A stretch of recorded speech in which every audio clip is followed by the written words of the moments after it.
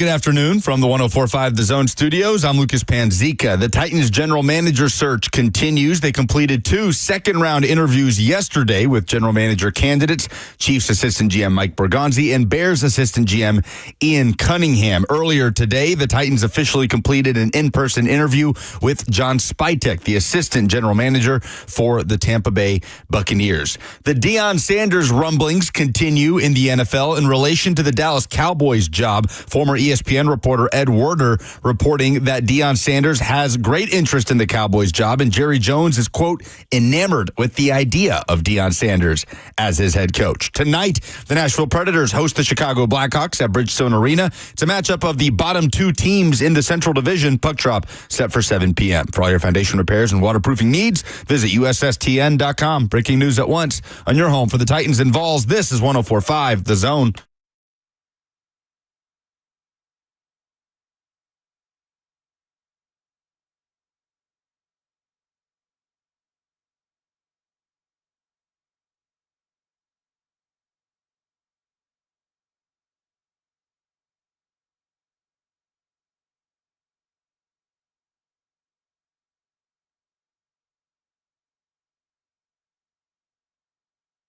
With Blaine Bishop and Zach Lyons here, 104.5 The Zone, powered by All Four Seasons Garage Doors, 615-737-1045, and we want to hear from you. Do you guys even care? You even give a crap about the GM search? It feels like every time we talk about the GM, all the calls are the draft, right? Wait, you got to ask Jackson. He's our meter to tell us what everybody's really thinking.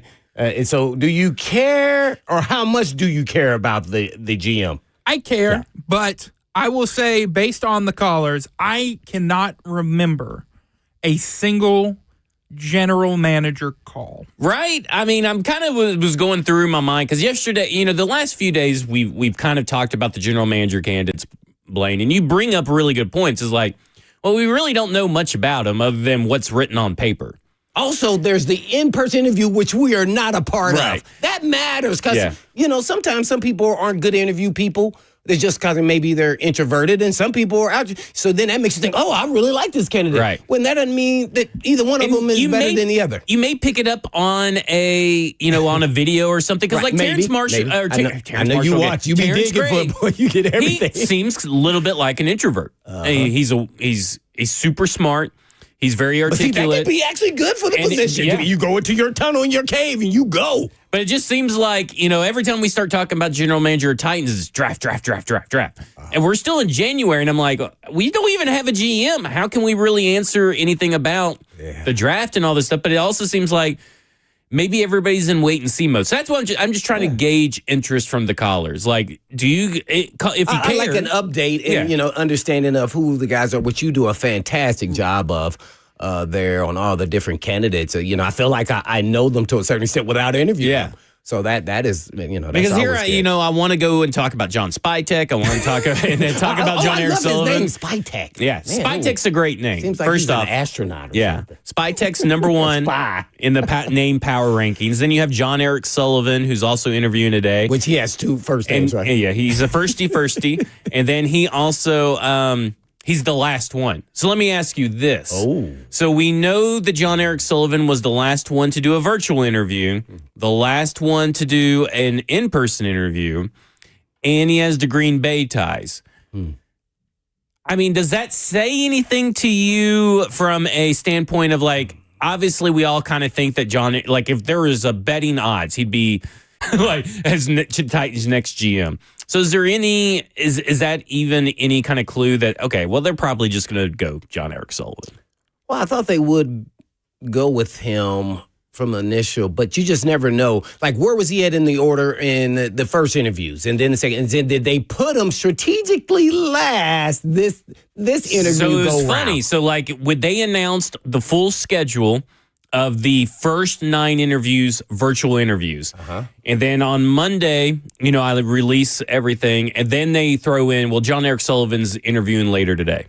Oh, he was after on the virtual. And then now he's the last one again. Oh, well, they're staying consistent. Yeah. So they're staying chronologically in order. So, no, I don't know if I could think there was something there, even though I want to believe it is. They have to do something out of the ordinary, and they didn't. They kind of kept with the same motto of, the order that they were going in. So, yeah, I just kind of wonder, like, it doesn't seem like anybody really cares. And maybe and maybe this is where I am too much of a football nerd. Like, I care about the general manager. I care that's good. and all this stuff. But I think everybody else is, and I would assume this is the correct way to look at it, and you're kind of right, too. We have no clue what this guy's going to do with more power than he previously had at the other place. And not necessarily just more power over personnel or maybe more power over the draft or free agency strategy, but he's going to be doing a little bit more than what most of these guys didn't have as much experience on like salary cap and free agency, at least from what I can research, as maybe like a Chad Brinker or Rand Carthon did. Because Rand Carthon he came up from the pro personnel side after starting off as a scout. So he had a little bit of both.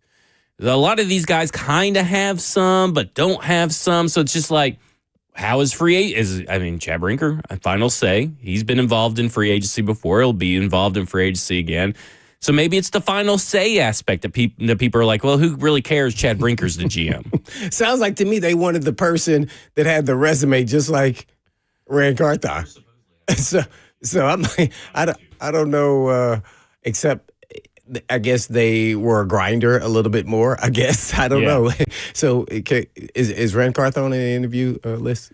No, he is not. That's what I'm getting at. Listen, You're saying exactly that, though. That's his resume speaks to who they want. It just wasn't exactly the guy they really wanted. And look at it this way. Rand Carthon could end up on the Jets general manager search because guess what? They've interviewed they have 15 or 16 general managers been interviewed. What? They still, I mean, like, they haven't interviewed Rand, though, have they? No. But I'm just saying they could. I mean, at this point, at this point, there, I thought So at this point, it's like, it's for the Jets. So let me ask you this. Here's a good question for the callers, and I'll ask you this as well. Would you rather have a search like the Jets are doing where they're interviewing about 16 to 18 general manager candidates, or would you rather have a search where you kind of know who the favorite is? We all kind of know it's the favorite, but it's getting done pretty quick.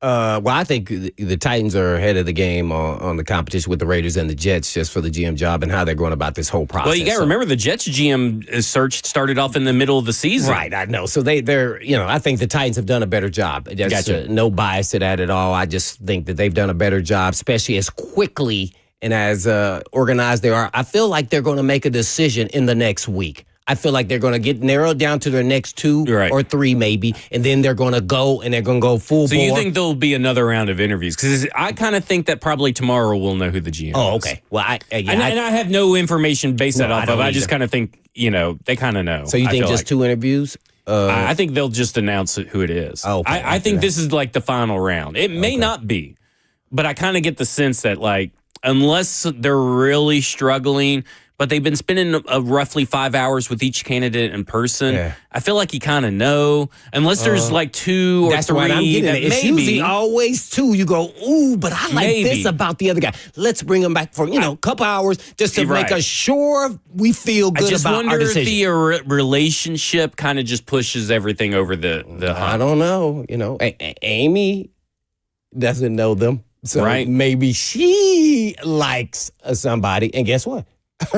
What she say actually happens. Yeah, that is true. That is true. So we, I just feel like typically when you're coming down, you always have somebody in mind, especially in an industry like this, in the NFL. And, it's a small group of people who all kind of fraternize periodically throughout the season and even the off season, going to Senior Bowls and to different events. I think it'll be 2. That's why I'm saying next week. You could be right on point and they make a decision come tomorrow. So the next Monday will be a week from when Senior Bowl starts. See, and that's why I think they're a couple of days before. I think Shrine Bowl game is on January 30th, if I'm not mistaken. So it'll be a couple of days before that. I could be wrong on that. I need to double check that.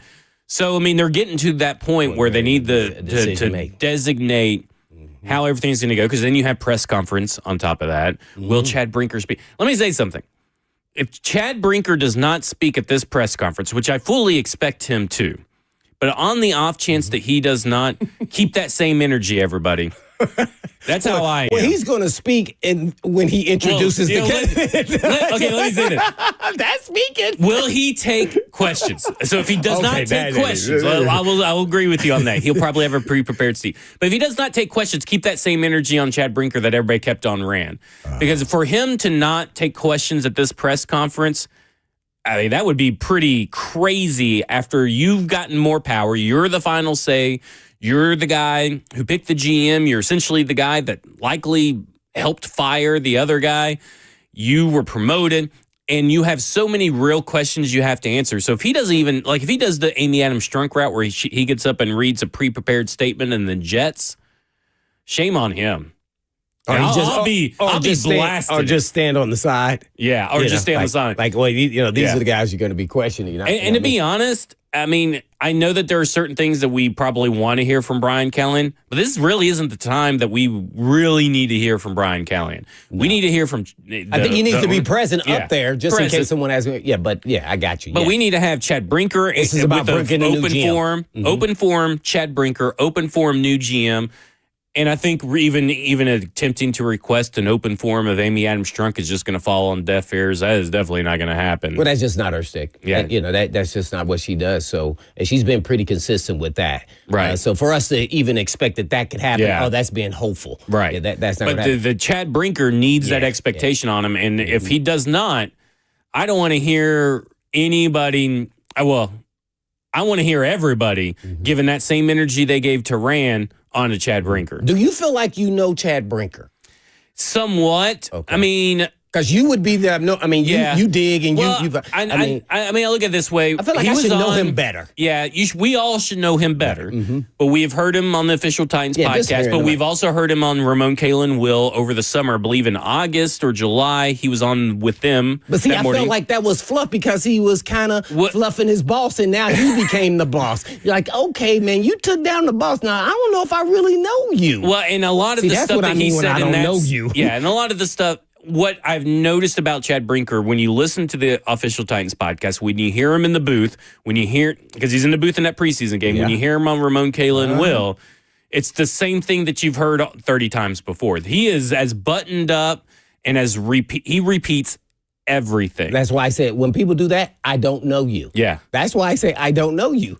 I want to pull the curtain down and like, hey, man, talk to us. He comes from that corporate world. Everybody forgets before he got into football, he came from the corporate world. And the way that he handles the interview process is very buttoned up corporate. I'm going to say the same buzzwords as said in the last one. I'm going to hit on the same notes as said in the last one. Doesn't matter the question. That's why we have to have an open forum. Oh, so is he a bot? He may be a robot. He's big in AI. He could be a robot. I think so, man. I see him walking. He maybe needs to update her firmware. He walks like somewhat like a robot. He's like, man, he must get in the gym. Yeah. He looks a little swollen, those suits. Yeah, so I look at it this way. He needs to be able to, we need to see him handle some pressure from the press corps, from the media corps. We need to see some questions thrown his way because this is a big thing. What happened, whether right or wrong or justified, was handled so poorly and has not been really corrected, and they have not came out and answered anything. And we've been on that. We've been saying like they need to come out and talk. And they haven't. And a lot of the people that are complaining about the Rand Carthon, Ramon Kalen Will thing are the same people that are kind of giving Chad Brinker a pass. And I find that very odd. So like we need to be calling more on Chad Brinker. We've done it on this show. I encourage anybody with it, that fans, Twitter, does not matter. We need to be hearing from Chad Brinker. Make sure, because we really should have heard from him before now, or before the next GM press conference. And if he does not ask questions or answer questions at that conference in an open forum, what a waste. That would be terrible, terrible look. And that's why I put it on the table, because guess what? They've handled every aspect of this poorly, and I would not put it past them to also handle that poorly. Oh my.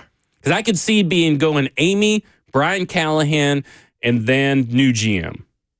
No way. I could see it. I'm not saying that that's what I would put my money on. I'm just saying that is a possibility with this franchise. No way. The Brink is going to bring the Brinker truck. He better. He better. When we come back, we're going to switch gears just real quick and catch up on all things University of Tennessee sports because we have not talked about the University of Tennessee transfer portals, NIL, extensions, injuries, all that kind of stuff. When we come back, this is Cover 2 with Blaine Bishop and Zach Lyons here on 105 The Zone.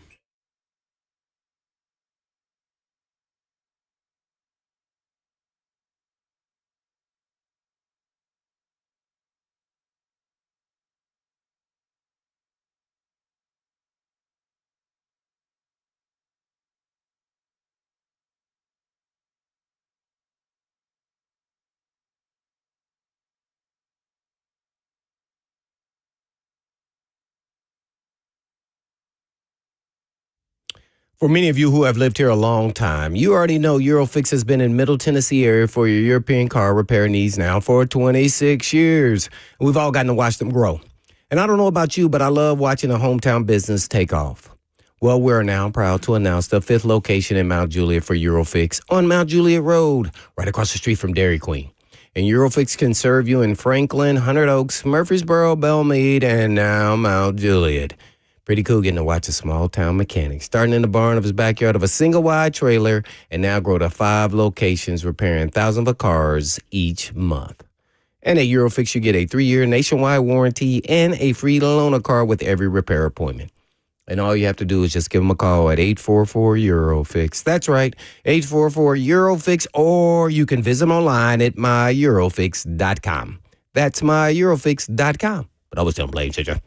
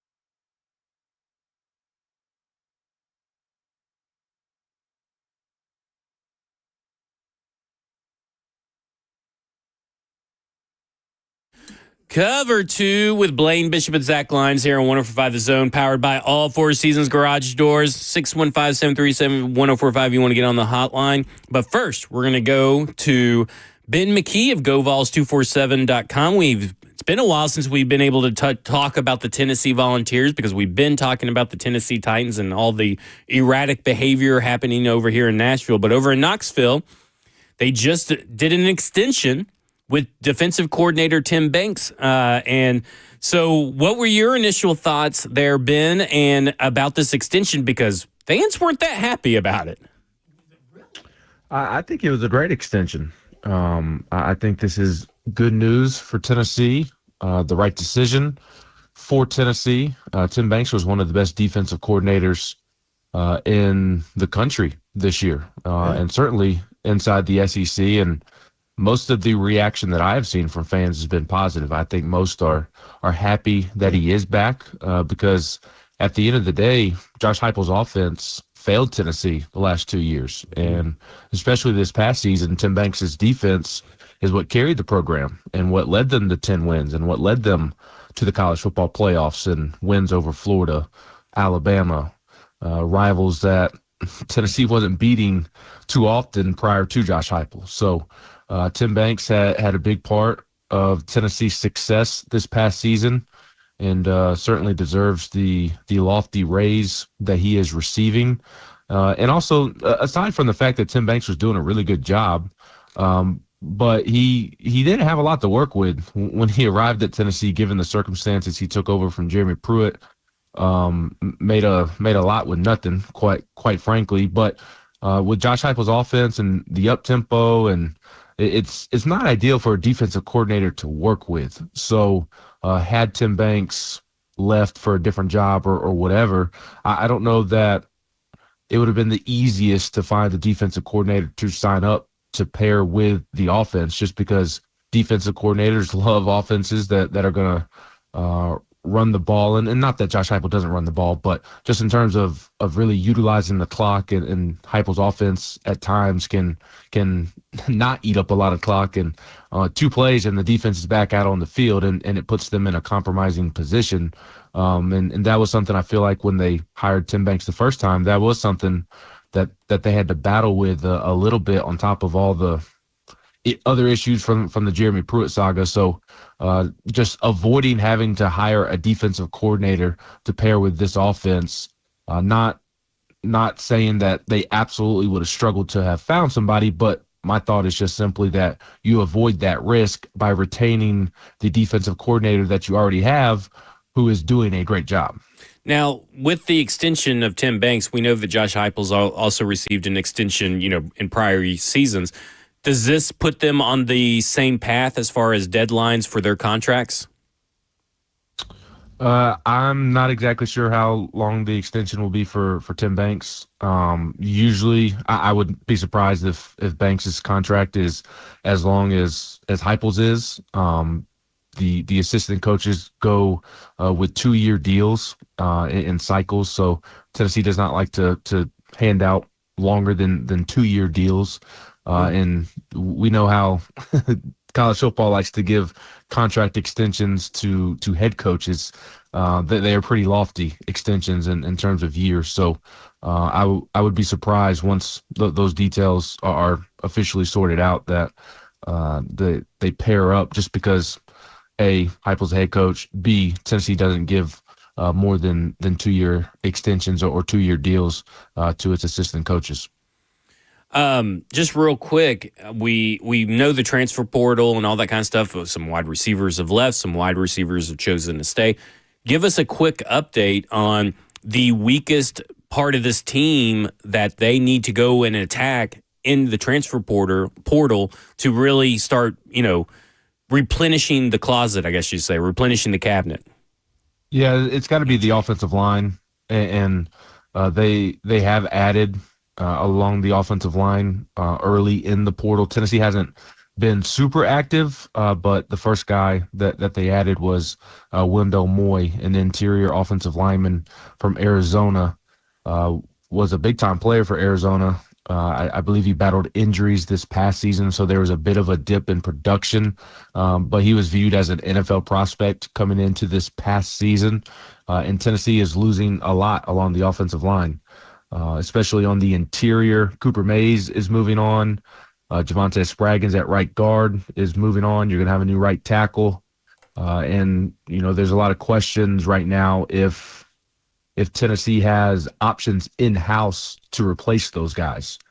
Because to this point, Glenn Ellerby, the offensive line coach, still has not started one of his recruits that they have brought in during his time at Tennessee. It's been a lot of guys who were able to take advantage of the free year of eligibility from COVID, or it's been transfers. There's yet to be a high school recruit make their way on the field as a full-time starter, and the rubber's finally meeting the road in that regard, because your older guys that you've been leaning on the past couple of years, they have moved on. They've finally run out of eligibility, and then you've had a couple of transfers run out of eligibility as well. And I think the fact that they went out and added Wendell Moy, and they're looking to potentially add a second offensive lineman, especially in the interior, I think that tells you what they think about what they have in-house to replace those guys. So I thought they took a nice step forward by adding Wendell Moy from Arizona. That seems to be a really, really nice pickup for Tennessee.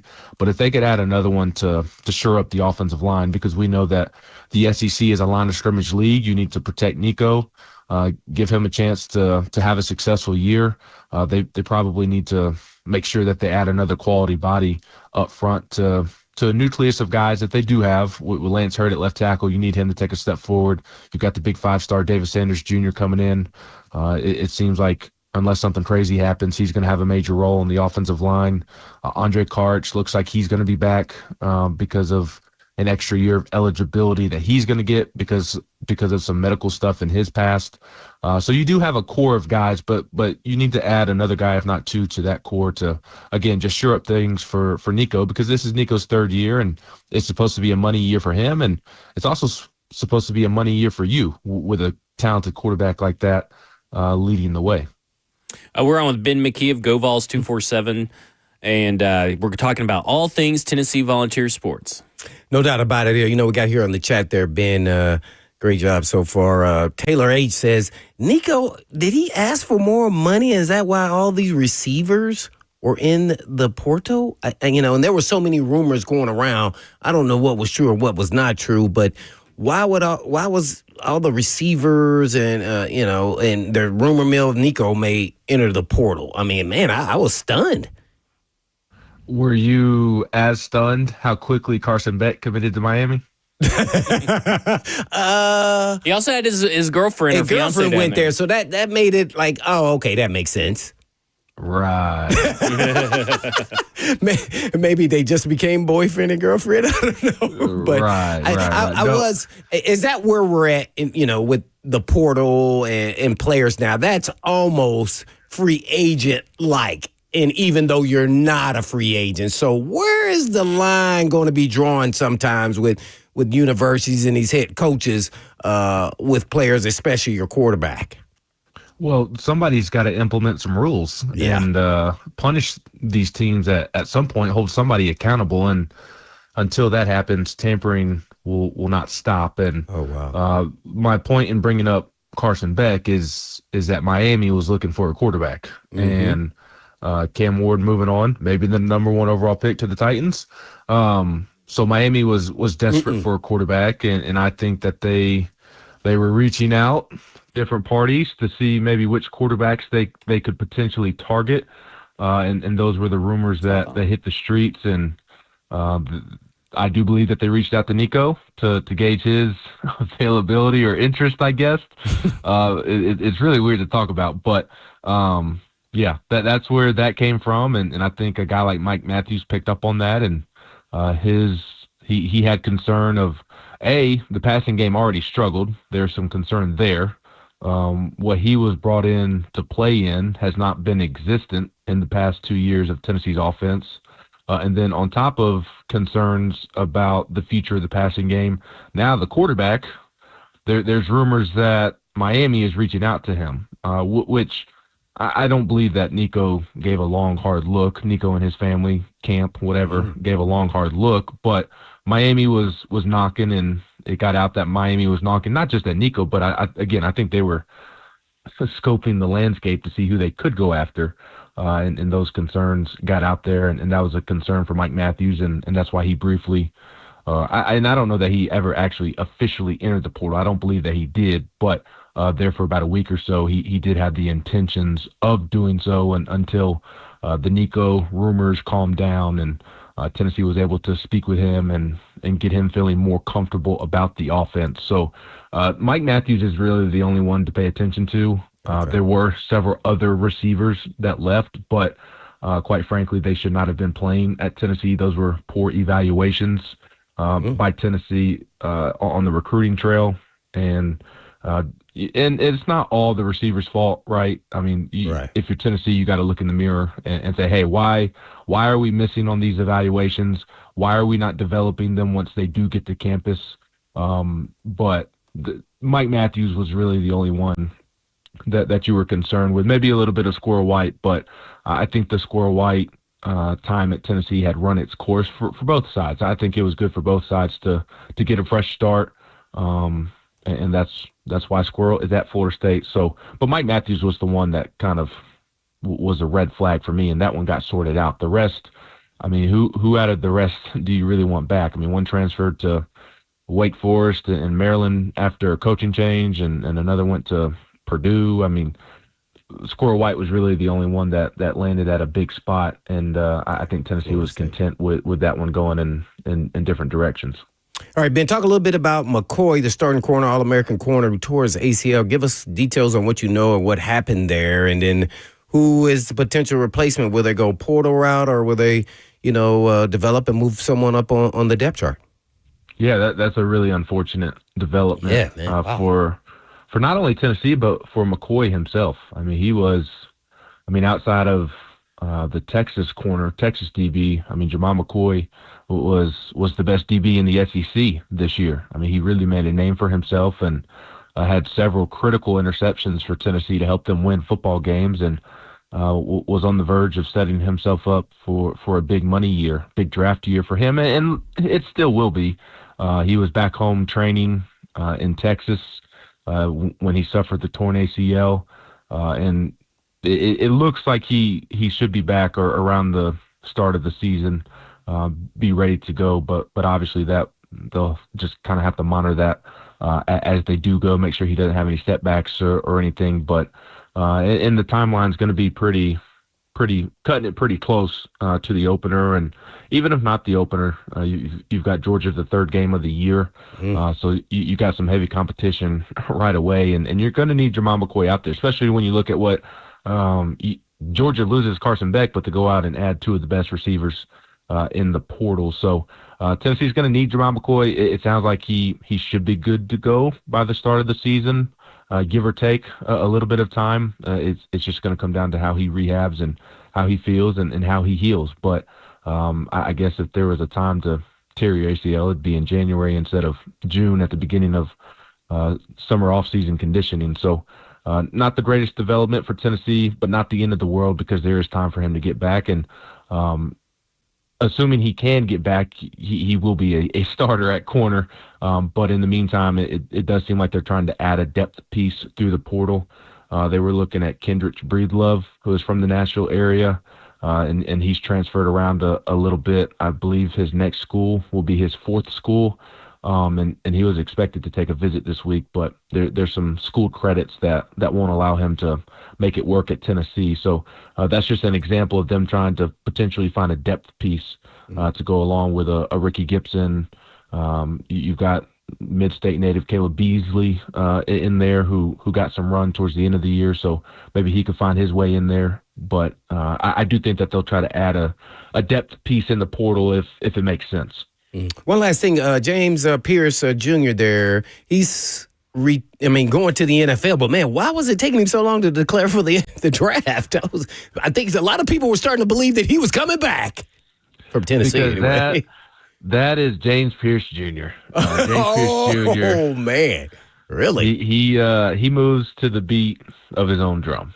He is that's just kind of the way he goes about doing things. He's his own cat. So he was never coming back. He was always going to the draft. That's just the James Pierce Jr.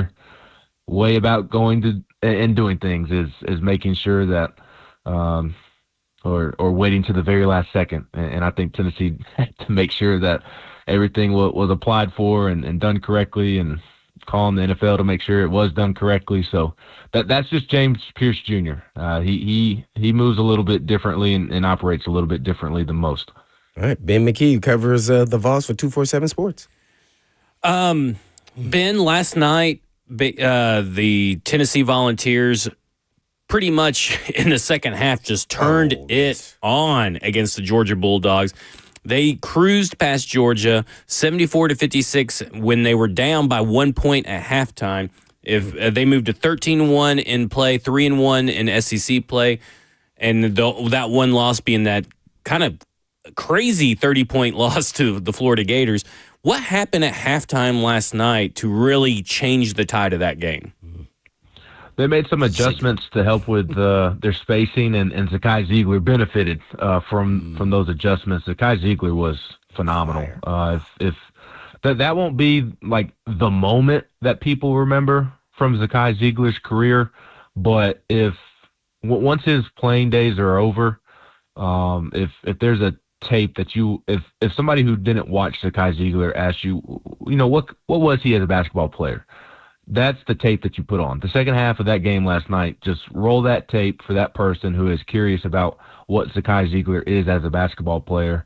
And that tape from last night will accurately sum up everything that Zakai is as a basketball player. I mean, he was all over the floor, just had complete control of the game, knocked down a couple of big shots, dished out assists to set up his teammates. He was playing great defense. That game and that performance was the epitome of what Zakai Ziegler is, and very fitting that he breaks Santiago Vescovi's career steals record at Tennessee. He had his 600th assist, and now he's the second player in the last 20 years in the SEC to have 1,000 points, 600 assists, and 200 steals, joining Alex Caruso. So he is a jack of all trades, and he means so much to Tennessee. You can tell he means so much to Rick Barnes. I don't know that Rick Barnes has ever had more faith in a player or appreciated a player more than Zakai Ziegler. He said last night that he's his comfort blanket, and he doesn't know what he's going to do without him. So hopefully for Tennessee, maybe they can get this fifth year of eligibility passed, and Zakai is able to come back for another season. But that's what happened at halftime. They made some adjustments to help with the spacing, because Georgia does have a great defense, and it was giving Tennessee issues in the first half. And Zakai Ziegler was able to take advantage of those adjustments and just played an all-around great half of basketball, and his teammates fed off of him. Jordan Gainey played really well off of Zakai. I don't think that duo gets enough conversation. There are other duos on the team that people rightfully talk about a lot, but I think those two guys play really well off of one another and next to one another. And Gainey was very active on both sides of the floor and rebounding the basketball, knocking down some shots, getting to the free throw line. So Zakai Ziegler, that's what happened at halftime. There you go. Well, Ben, we appreciate it, catching everybody up on the University of Tennessee sports, football and basketball alike. Follow him on Twitter at Ben McKee, and then of course you also have Ben McKee. You can subscribe to GoVols247.com to read everything that he does there. Thanks again, Ben. Thanks, guys. Y'all have a great weekend. You too. Mm-hmm. When we come back, we'll switch gears because the Packers general manager may have let something slip about John Eric Sullivan and the Titans GM search. When we come back, this is Cover 2 with Blaine Bishop and Zach Lyons here on 104.5 The Zone. Yeah.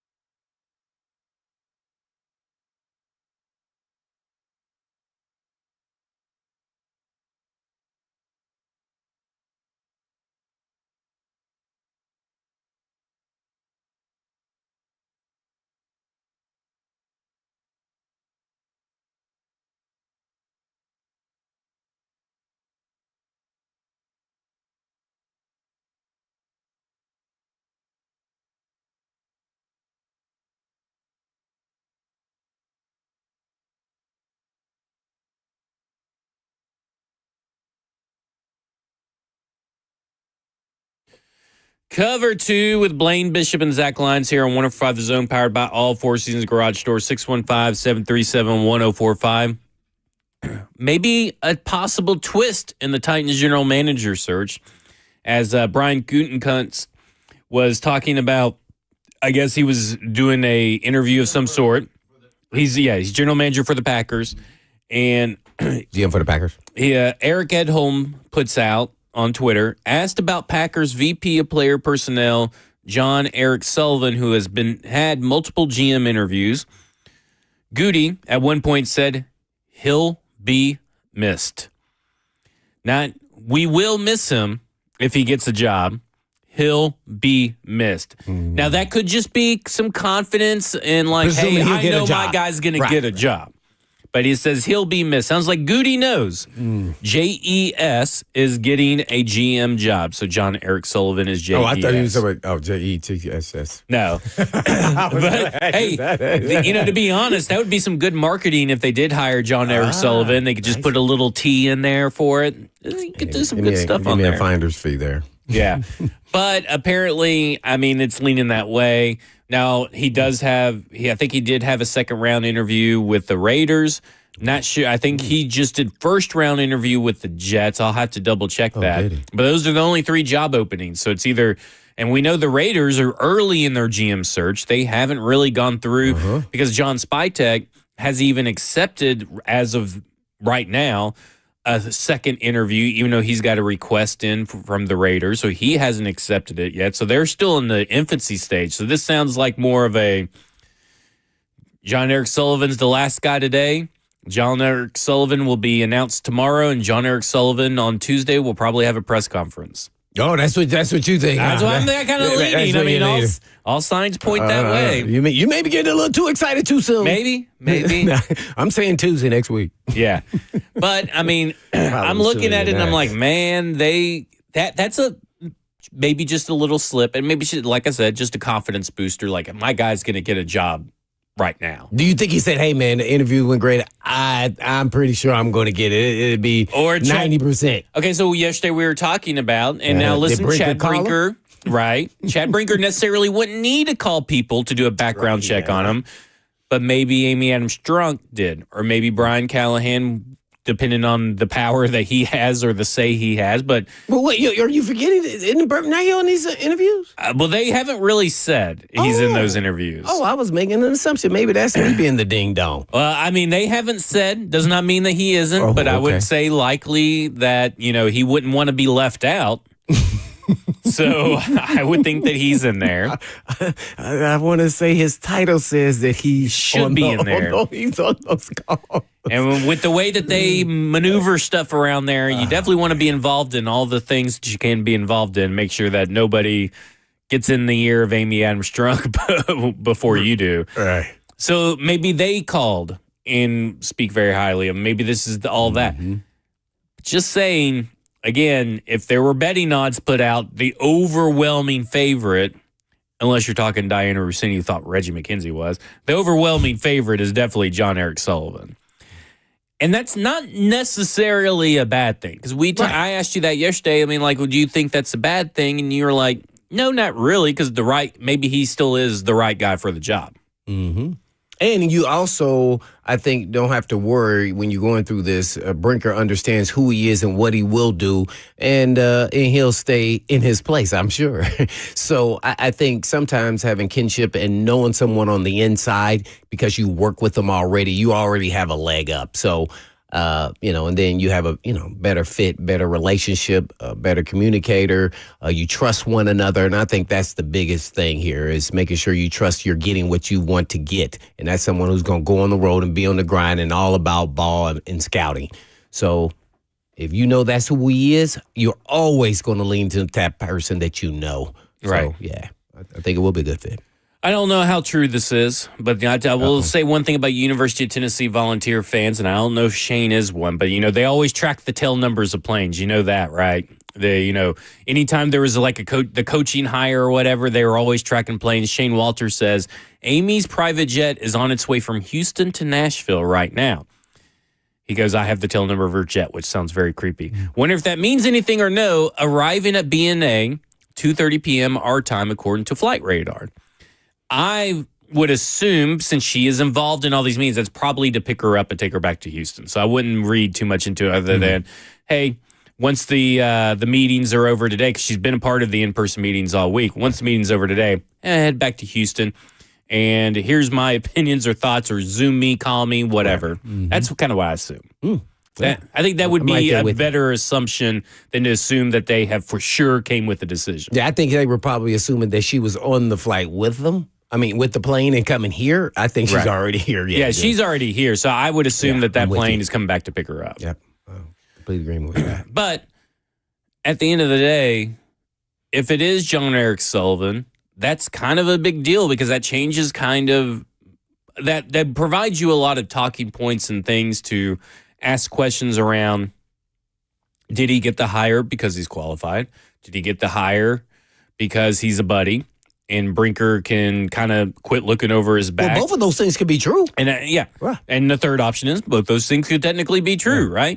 He could be super qualified and he's a buddy, and that just helps, right? Because, I mean, kind of look at it like this. Ooh. I was trying to think of who was a Vrabel buddy that was a good coach on the team. I mean, Shane Bowen's not terrible.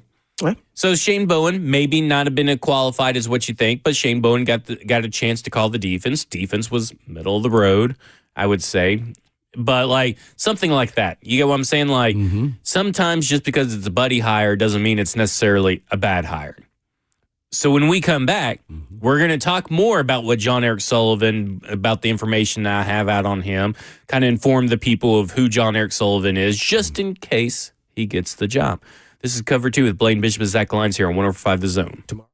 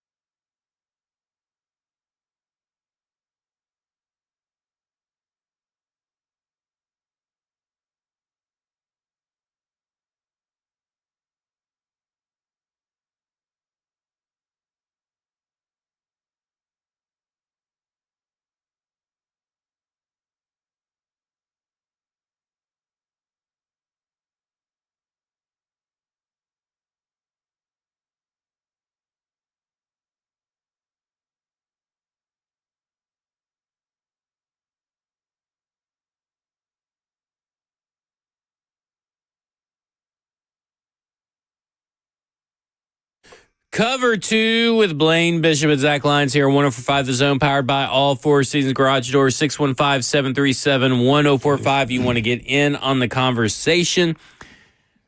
Do you find it odd or funny? Do you find it a sham? What are your feelings on if John Eric Sullivan is the guy that's hired as general manager for the Tennessee Titans? And listen, if you don't care, you don't care. If you got draft questions, we'll answer some of those too. 615-737-1045. Of course, we have the Zone TV, F&M Bank Chat, YouTube, Twitter, Twitch, Facebook Live as well. And, you know, I've talked about John Spytek throughout the whole week because he's my personal favorite. I love, you know, he did day 3 press conferences, you know, after the draft and spent like 28 minutes. Tampa Bay, right? Yeah, Tampa Bay, talking about the draft philosophy and all this stuff. Like, it was so informative. Almost maybe, I mean, like, if you're a football nerd, you can kind of geek out because, especially if you love X's and O's and you love tape study and all this kind of stuff, like, the way that John Spytek talked was just like incredible. And he was everything was, you know, easy to digest and understand. He didn't talk in a way that it kind of felt like he was talking down to you. Mm-hmm. He was trying to relay his whole scouting process in words that we all would understand. The general fan. I mean, 28 minutes on day 3 of the draft is that's a long time to be talking about, you know, those picks.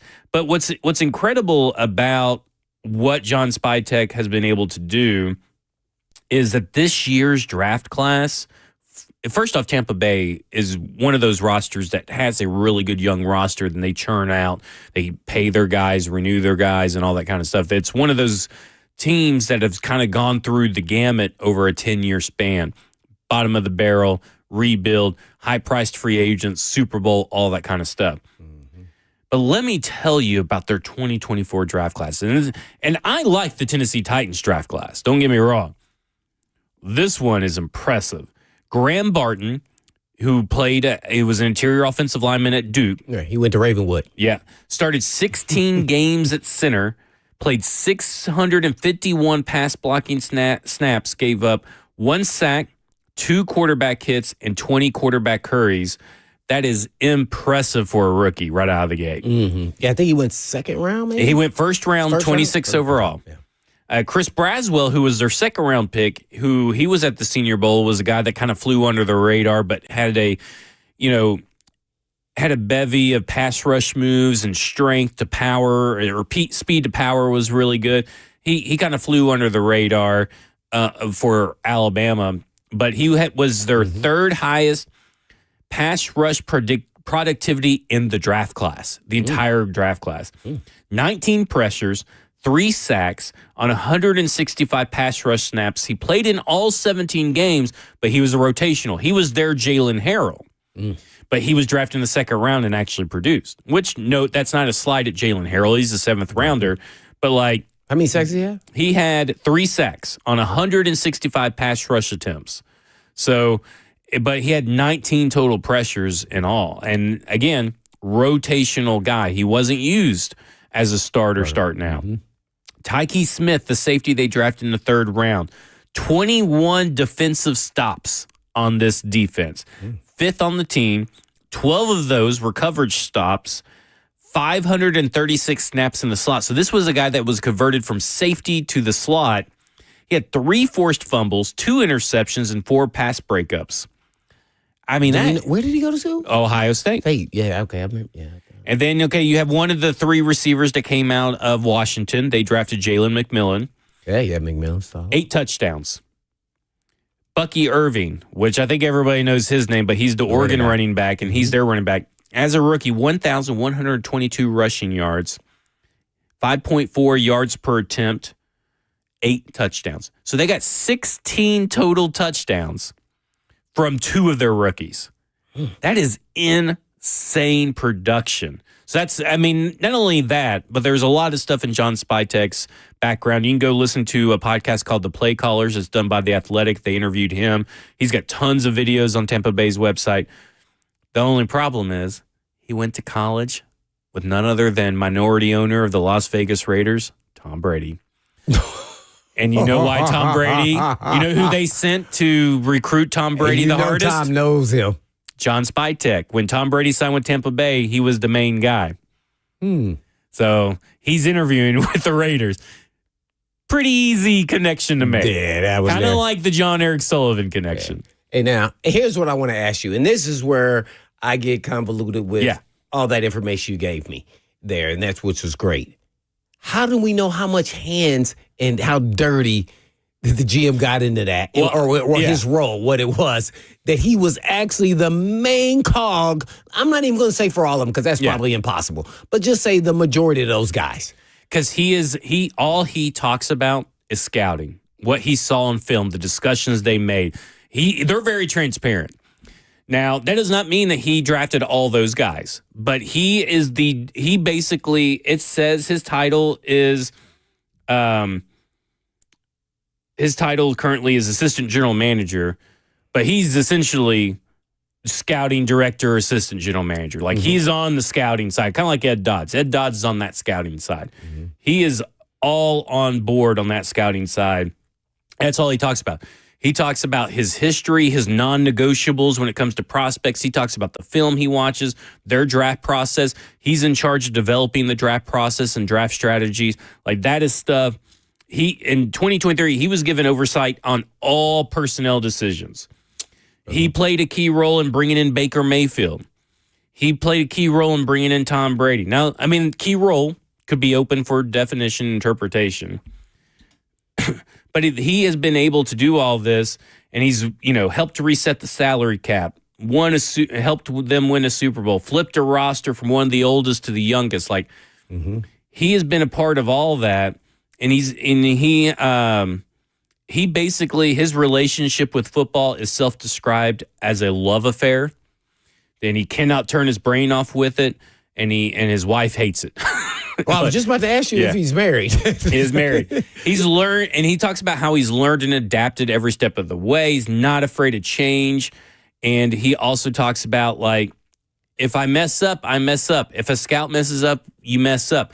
Now let's figure out why you messed up, where we went wrong, and how we correct it going further. So this is a guy that's like, I mean, he's... Well, scout is imperfect science now. Nobody's going to bat 100%. Now, I'm going to ask you this then. What is a passable grade? I always have issues with your GM choices. What should be a passable grade year in and year out? And then what will be your grade of Rand just based off of last season? Because everybody acts like it's just supposed to hit on every pick, and that's impossible. Impossible. So what are you supposed to be hitting? Some people, there's all kinds of numbers out there. Me personally, I'm looking for like that over 50% hit rate. Right. And not necessarily 60%, but somewhere in that 50 to 60% kind of range. And anything over that is gravy. Okay. I'm with you. And so that's kind of where I'm at. Okay. But what about first rounds, though? Oh, first rounds, you need to be hitting on them. Right. So what percentage? Give me a percentage. Oh, I would say that probably 75% you need to be hitting on your first rounds. I would say that is a bump up, for that. Absolutely. So I look at it and I go, listen, I've said it on here. I've thoroughly enjoyed Rand Carthon's draft class. I think Rand Carthon was those draft classes. Of course, we don't know who's involved in the decision making, but if we're going to put it at Rand Carthon's feet, that draft class was good. Yeah. No doubt about it. 2024 was good. 2023 was kind of a convoluted mess, and that is kind of reflection on we know some picks were variables. We know Rand Carthon had very little input and all this kind of stuff, which good luck Patriots that you're giving him personnel, power over the personnel. Good job there. No, Ryan Cowden, he's going to bring him in. Yeah, we're right. He's bringing in Ryan Cowden to do whatever Mike Vrabel says. And this is going to be interesting. I heard they're already going to be trying to get A.J. Brown in the trade. Yeah. And people are like, I see some football and Fred in the chat says, well, 90% is what you need to be hitting on your first round. So that's just not a realistic number to really achieve because there's so many variables that go into a first round pick. So many different things that have to happen to go right. I used to think that. I used to even say the first round pick was 100%. Yeah. Like, you can't miss. This is a guy who's going to impact the roster and be a starter, potentially Pro Bowl player immediately. Right. Or, thereafter that, after the first, second year. So, okay, let's look at it this way. If Skoronski turns into a Pro Bowl guard next year, I mean, you would consider that a hit, right? yes, I would. Okay.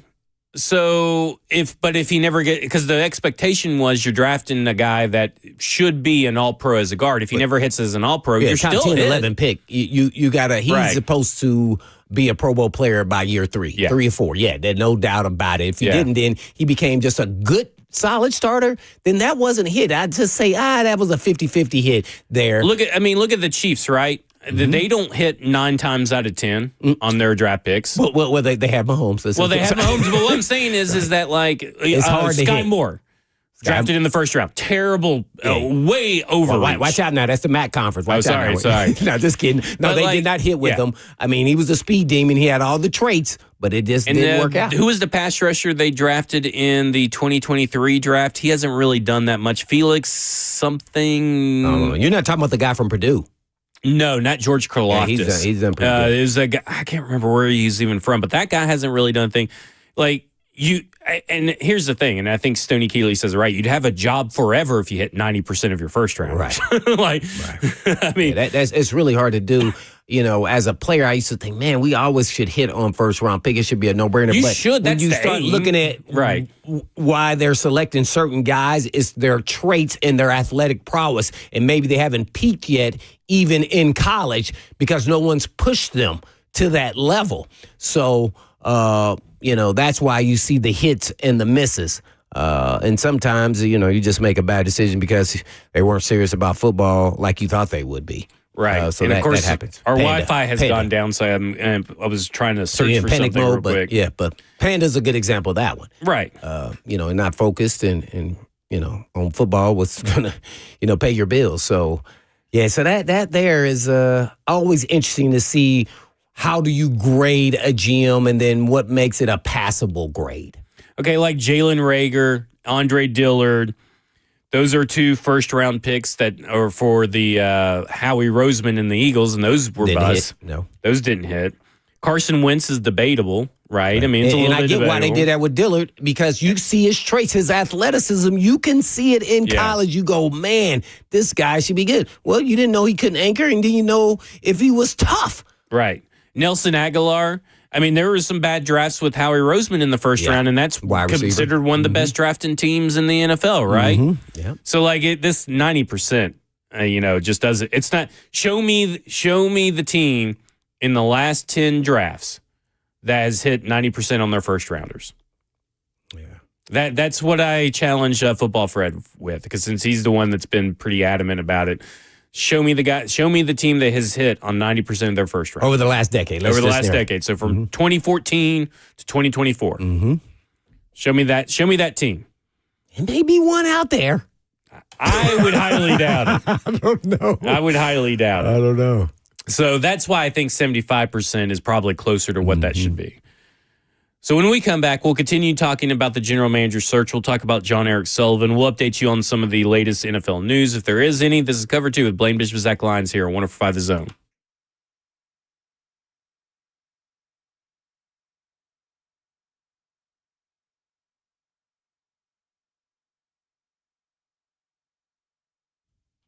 It's a new year and time to start on your wellness goals. So if you have a nagging pain or injury that's been keeping you from fully enjoying your favorite sports or activities like golf, tennis, whatever it is, now is the time to finally take care of it.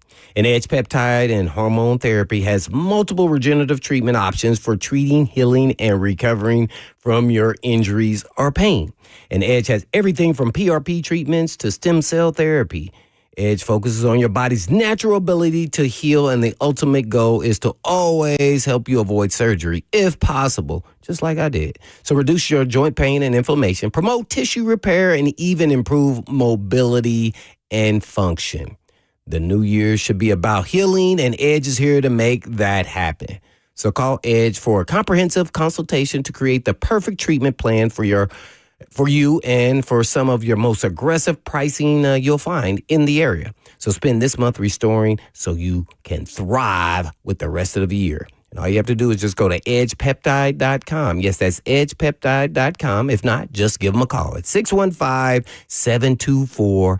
1878. That's 724-1878.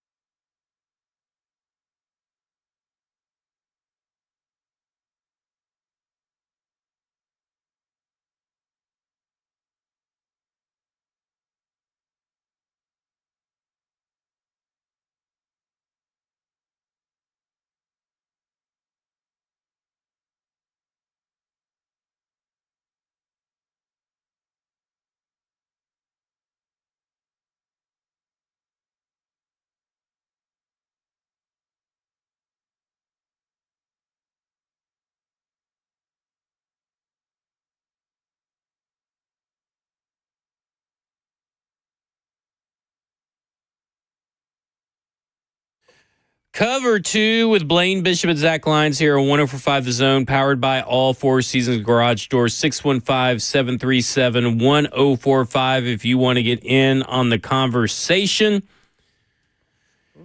And we've been talking about, first round picks, teams and all that. Like, you look at a guy. No. Let's start with this, Zach. Okay. We were talking about people trying to test you on the last decade of having 100% on their 90%. first round pick. So let's look. Someone mentioned the Ravens, right? Okay. Rashad Perriman was the first round in the 2015 draft. Bust. Hayden Hurst who was okay, but got quickly replaced by Mark Andrews, tight end. Yeah, that's not a hit in the first round. Hollywood Brown, you ended up shipping his butt out of there. Not a hit. Odafe Owe, not terrible, but he's a first-round pick that has only been a rotational player that's never started a full season for your team. He's not a starter. Patrick Queen, you let him hit free agency because you knew he only had one good year for you guys. Well, but he eventually hit. He hit that 1 year. Contract year. Yeah, contract year. Yeah. And then he got made look a fool against the Pittsburgh Steelers in the playoffs. And then I wouldn't really classify Rashad Bateman's been fine. But he hasn't been a hit, a wide receiver, Rashad Bateman, not for a first round. Yeah. So like that, there's 6 off the Ravens, who are, again, one of the best drafting teams. It's inexact science, people. Yeah. They were still good players, but because they went in the first round, we're looking for exceptional. Exceptional. And like the Bills, Shaq Lawson, not an exceptional player. E.J. Manuel, not an exceptional player. Khair Elam, not an exceptional player. Broadcaster. So, yeah, I got him. So that was the top 3 teams they were talking about? No, I just know that those are going to be the team. I know someone mentioned the Ravens, but I figured the Bills was going to be another one because the Bills have been a pretty good drafting team. Now, they haven't drafted a lot of first-rounders because in 3 drafts since over the last few years, they don't even have first-round draft picks. That's how good they are at drafting, though, because they get all these second and all the, they get rid of their first because they were like, oh, we could just find talent later. So there you go. I think it's harder than people think in that first round. Yeah. Because I used to think the same way, like, hey, man, this is a no-brainer. These guys. Because these are first-round picks. I mean, a hit has to be a first-round pick as a guy that reaches a multi-year main starter, majority of the season. Now, if he gets injured, but he reaches like 14 games as a starter, that's pretty good. But you got to have multi-years as that team's primary starter. And traditionally, you probably, out of 4 years, let's not even worry about fifth-year option. 4 years, you need to be 3 years as the primary starter for your team. Yeah. So do you have pulled up with the Titans top? We don't need to embarrass Tennessee any more than we already have this year. It just shows you how hard it is. What I was going to show was the comparison, different GMs, and it's still, it was just okay. So okay tells you 50%.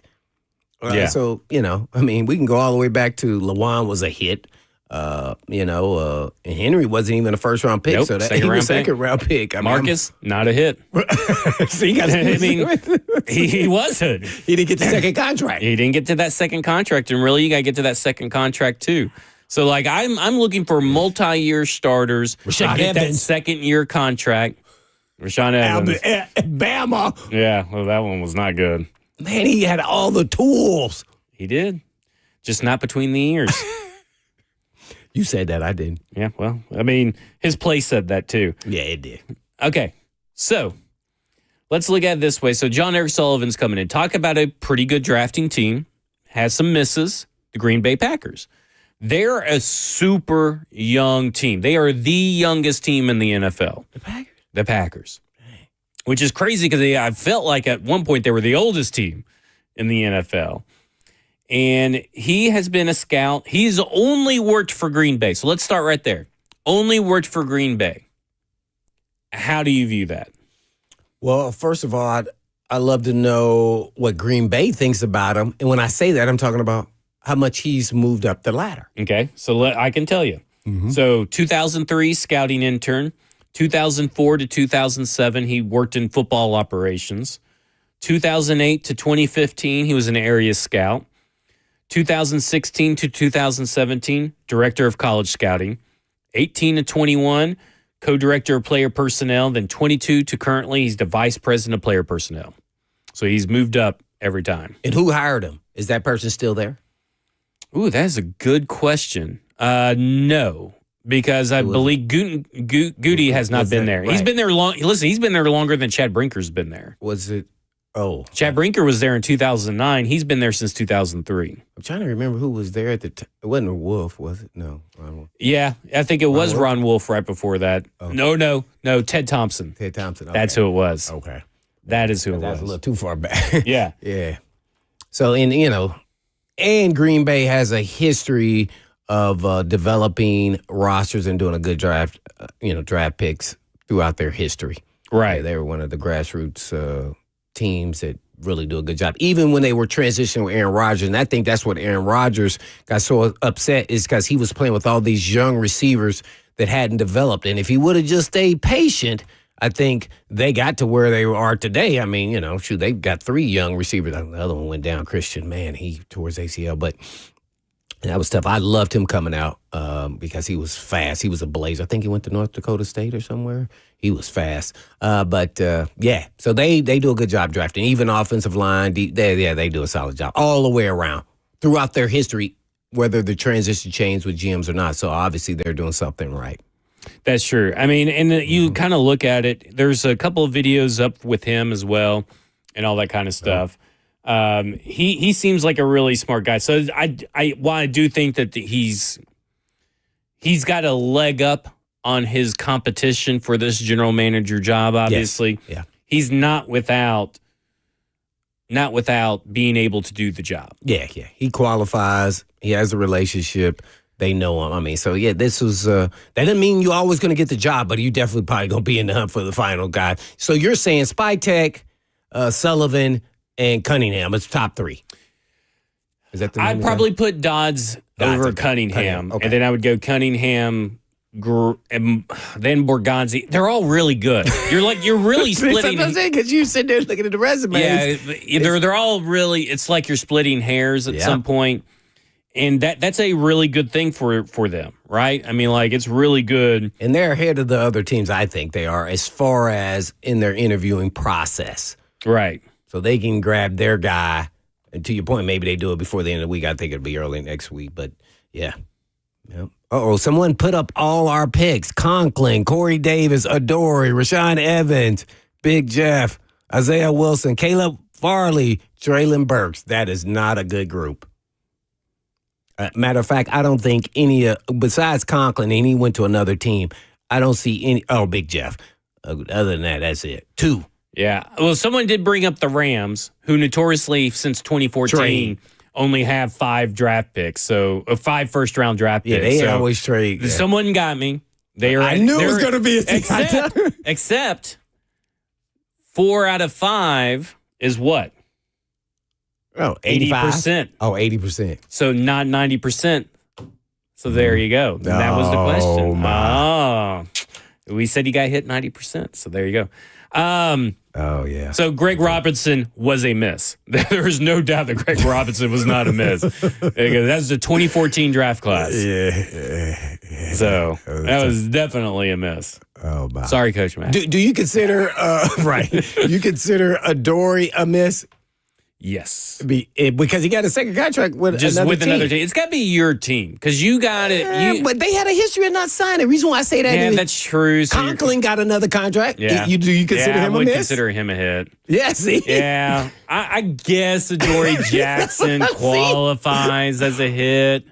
But that's a real low bar of hit. Okay, I'm with you on that because Marcus Mariota didn't get a big contract with his second team. He got another contract, and now he's a bona fide big-time backup, high-paid backup, where they make it $7-9 million now just to be the backup. He play a couple plays maybe here or there. And Football Fred considers Corey Davis a hit, and I don't know if Football Fred. I mean, I'm okay with day drinking. Well, no, but this is some heavy day drinking. No, he did get a second contract with the Jets, and he fell out. Corey Davis was not a first round hit. That guy was never a first round wide receiver 1. No, we are not doing that. That is insane. He was not. Okay, if you consider Corey Davis a hit, then you are looking at Corey Davis all wrong. Here, we can clarify this without even having that discussion. Corey Davis wasn't better than A.J. Brown. Right. A.J. Brown, in the second round. So it's over. And we see where we're at today with the 2 players. Yeah. I mean, Corey Davis a hit. A 5th overall pick. He was the 5th, man. Oh, my God. And he was injured. Remember his ankle? He had ankle surgery coming out. Corey Davis. Hey, Mac Action. That says more about Football Fred than anything else. Okay, we're moving on from this. Mac Action. No, this is fun. What are you talking about?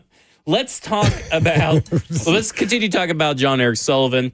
His dad, former wide receiver coach Jerry Sullivan. Oh yeah, who used to work with Justin Jefferson. So he's a football lifer. family. Okay, so there you go.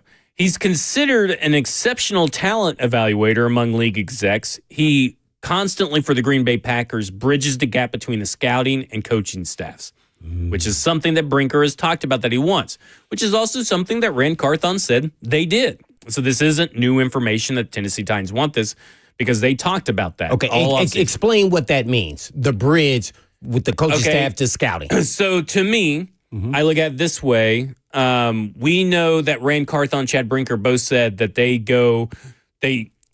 put together their draft profiles, give it to the coaches review the draft profiles, come back to them with their list of people, and then boom, there you go. So that's how I view you just involving them in the process. You've done all the legwork all season long while they're coaching the team. And then when you get them up to date and get them in the rooms telling us what they're looking for, here's some guys that fit it. Here's some draft prospects we want you to watch. They may not be on your radar, that kind of stuff. Right. That's how I view it. No, that's completely right. Also, just to add to that is you may have a player, whatever position is, a little bit higher rated, but then the coach comes in and says, but this guy fits our system. And I'm going to give an example. Whether you're the man corner or zone corner, but the zone corner can play man too. That's just not his stick. Well, if you play a lot of zone, you don't want the man guy. You know why? Because the man guy only wants to tackle his man. And that means wide receiver. The corner that plays the zone, he's going to tackle that running back when he comes around there. That man corner be like, I don't want no parts of tackling, no Derrick Henry, none of that. Right. So that's when you start, navigating what's a better fit. And sometimes when someone drafts somebody, I go, man, but he doesn't even fit their scheme. What are they doing unless they're switching their system? Right. And sometimes it doesn't always match up and they just take the best player available. And sometimes it doesn't work out that way. So they don't really involve or don't take credit to what the coach is actually telling them. They say, nope, you coach them up. And so there you look at it, there's like great fits, good fits, and not necessarily can't fits, but worse fits. Yeah. And so that's where you have to bridge that gap. Right. And they kind of talked about it. I guess Ed Dodds kind of talked about it a little bit. Is like everybody was falling in love with Anthony Richardson. I wasn't. Now he fell in love with Anthony Richardson. By the way, not a hit. Anthony Richardson. So far? Because he got, because of the good interviews. And you wonder if maybe he kind of regrets secretly. Like that would be a question I would ask if I was in that room. Okay, so you were in this article with the Indy Star. You were out pretty much on Anthony Richardson based on the tape, based on what you saw. But you got caught up in the interviews. You got swindled maybe by him being just a great person or a great talker and all this kind of stuff. And his traits. How do you feel that ended up for you?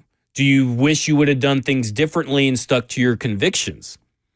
And maybe he tells you, well, I actually kind of did stick to my convictions because I was just trying to make sure I was fluffing up our guy, but I never really liked him and nobody would listen to me. Or maybe he says, hey, I messed up. It's something I won't do again. I'm not going to get, drunk off interviews and press releases and phone calls and stuff. I'm going to focus more on the tape because I need to trust my evaluation.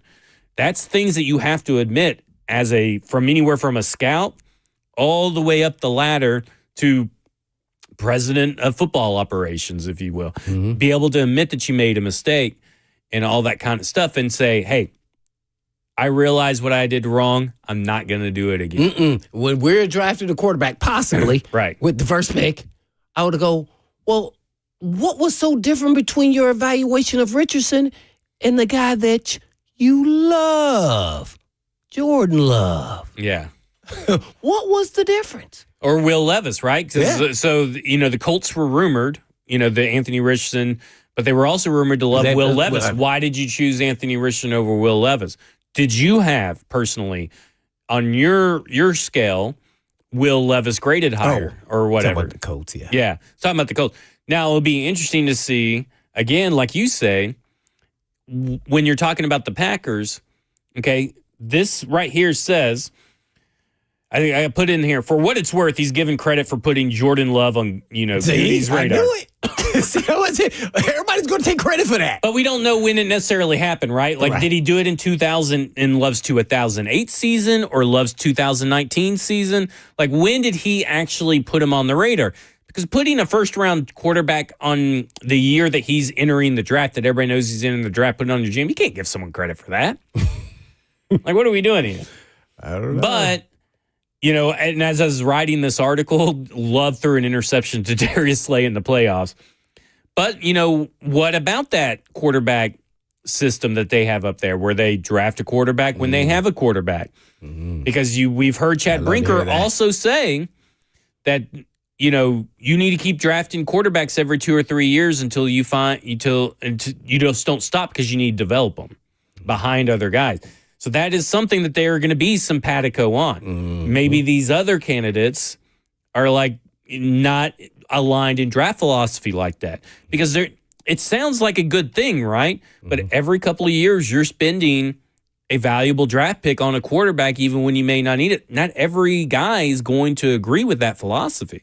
Man, there was a time Green Bay had 4 quarterbacks on the roster, and I think all 4 of them became starters in the NFL. Like Mark Brunell was on there. I'm trying to think. Brett Favre, naturally. Aaron Rodgers. Maybe it wasn't him, but it was 4 guys that eventually became starters on the rise. And they say the worst thing could happen is we get to trade them as value and pick up more picks. Right. So that was back, when they were running the West Coast style offense. So it'll be interesting to see, because I think obviously the big 2 questions you're asking them, it really revolves around the quarterback in some way. What is your quarterback evaluation philosophy or drafting philosophy? What's your process? That's all one kind of question that could be answered. The other one is, how do you feel about this quarterback class and the number 1 draft pick? That's the questions they got to answer. Those are tough questions to answer. Does John Eric Sullivan have a leg up because he knows the answers to give, even if he doesn't believe in them? Does he have a little cheat sheet? Oh. Yeah, does he have a little cheat sheet? Again, that's the questions we don't really know about. And there's nothing. Listen, the NFL is nothing. If it hasn't proven anything over the last 25 years, probably even longer, I'm probably shortchanging it, is that not everything's above board. So I would not be surprised if there is cheat sheet kind of deal stuff going around. Hey man, you know the phrase, if you ain't cheating, you ain't trying. That is true. That's what Jackson told me. Is that what Jackson told you? If you ain't cheating, you ain't trying. Guilty as charged. There needs to be more cheating in sports. So I look at the it. Patriots, this is a good example of that. Because, yeah. Yes, they are. So I look at it and I go, those are the questions. It's all about the quarterback, because everybody kind of, like I said, we're splitting hairs when it comes to resumes for the most part. We're splitting hairs when it comes to guys coming from the scouting background or coming from good organizations or this and that. It really comes down to, philosophically, do they align with Chad Brinker's vision? Well, here's the question I want to ask him. If available, even though you need a franchise quarterback, do you trade out of the pick or do you take that franchise quarterback? That's the question. That's it. That's what you got to know. And he's been, all these people have been involved in their team's respective draft processes. So they've scouted quarterbacks or scouted all this kind of stuff for the most part. I mean, some of these teams obviously have quarterbacks and everything already, but you still scout everyone, right? They scouted Jordan Love when you still had Aaron Rodgers. You get what I'm saying? Like, you still scout. Stick him in first. Like Tampa Bay, they don't have anybody behind Baker Mayfield, and Baker Mayfield's only got 2 years left on his contract. They're likely scouting quarterbacks right now. So what do they see about those quarterbacks? Do they agree that QB1 is the same as Chad Brinker's QB1? Ooh, that's when you get into the weeds there, man. But it's a 5-hour interview. Late great Floyd Reese. He signed Chris Chandler, and everybody was saying we were going to take Kevin Carter. And we took Steve McNair.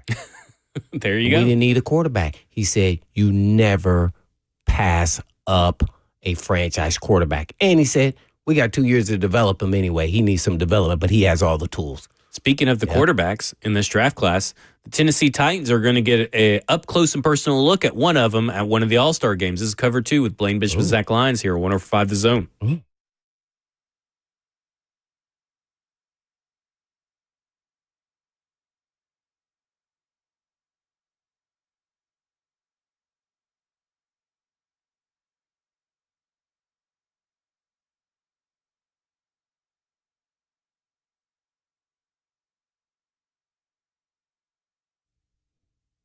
You know, I've been talking about Tennessee Orthopedic Alliance for years because they're the leading experts in sports medicine and performance and the team physicians for the NFL, college, and high school athletics across Tennessee.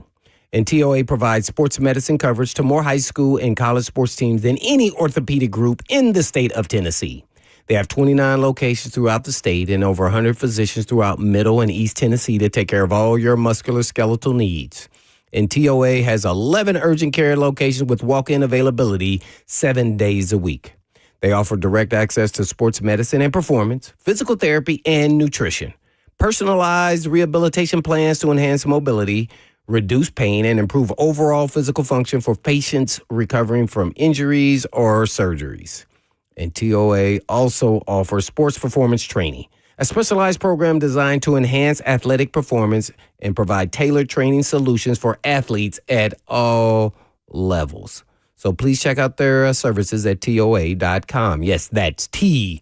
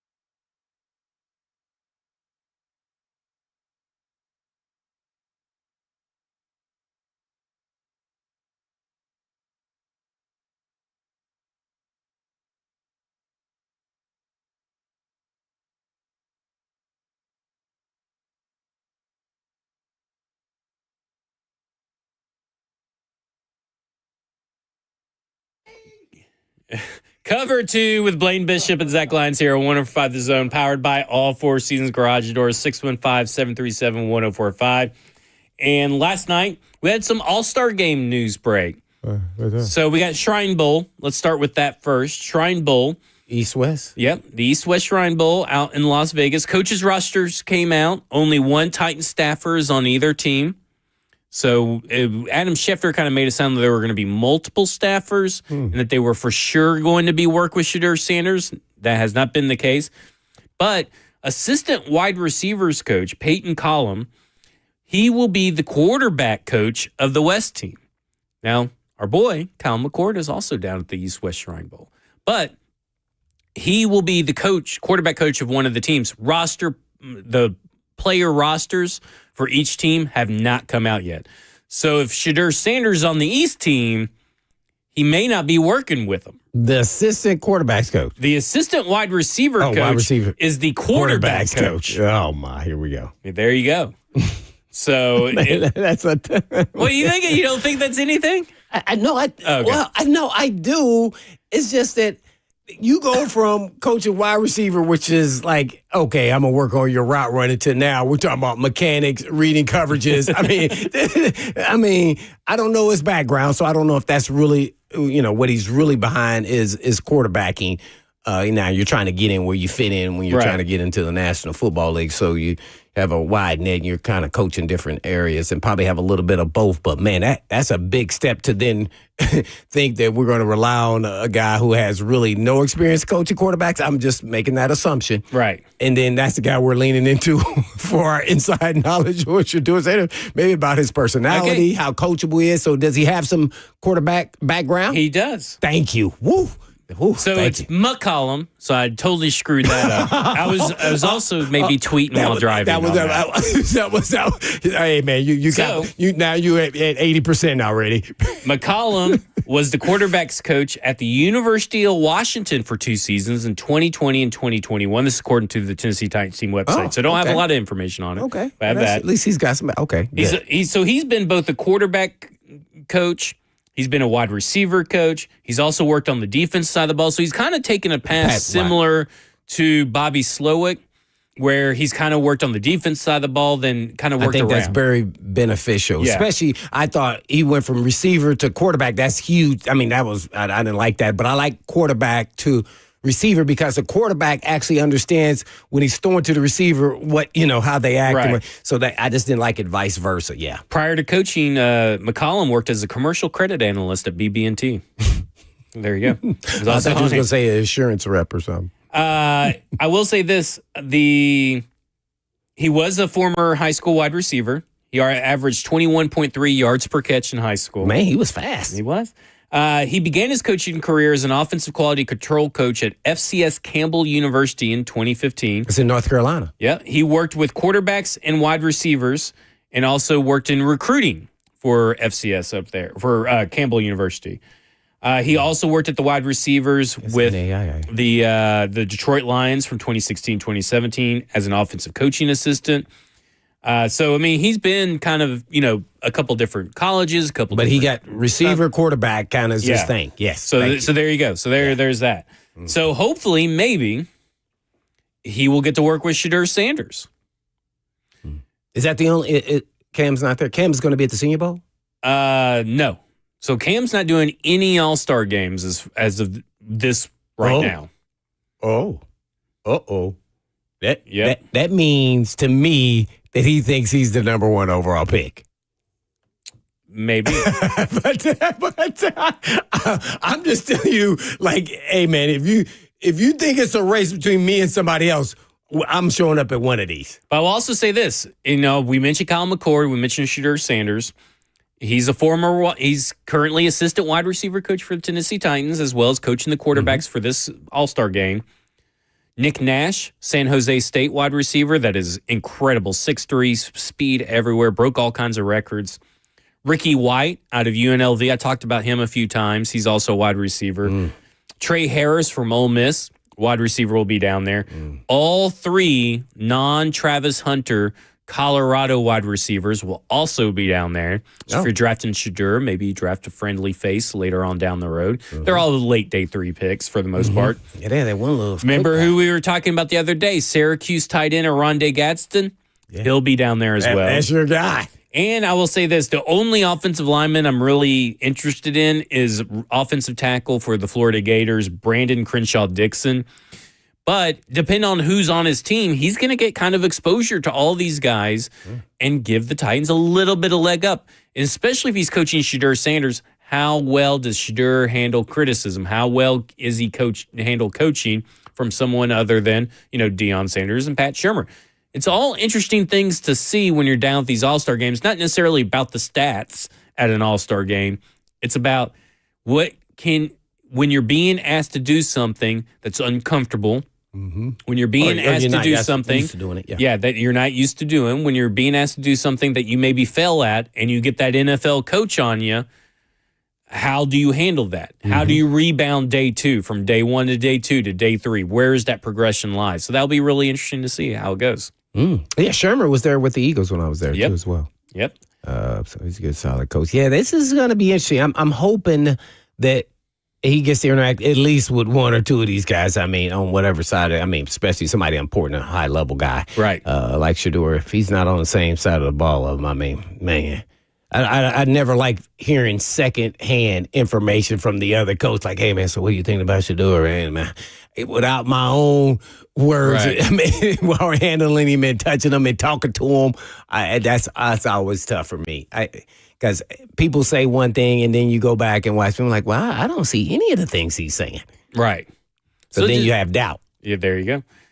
Over on the Senior Bowl side of things, they recently announced their coaching staff for the American and national teams.